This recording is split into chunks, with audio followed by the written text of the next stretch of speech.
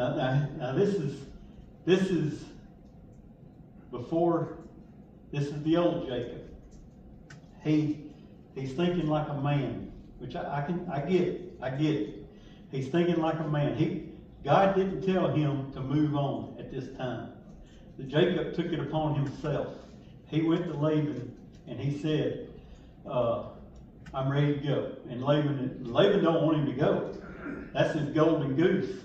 The Bible tells us Laban saw that God was with Jacob, and what Jacob was doing was producing.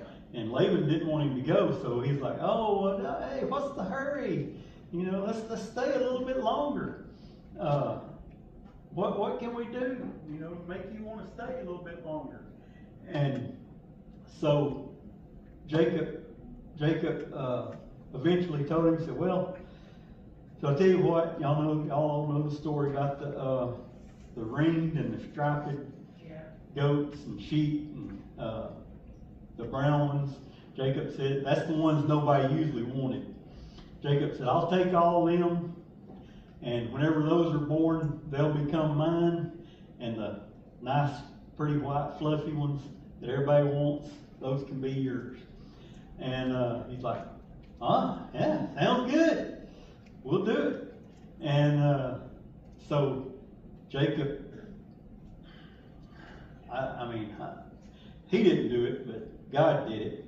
Jacob took a real dark log and cut some stripes on that log, and it had a real dark bark, but it was white on the inside, and made that log kind of striped looking. And he would put that in the animals' water when they got ready to breed. If they were the bigger animals and the stronger animals and the more healthy ones, but if the weaker and the feebler ones come along, he would take it out, and they would have. That's how God was blessing Jacob. So in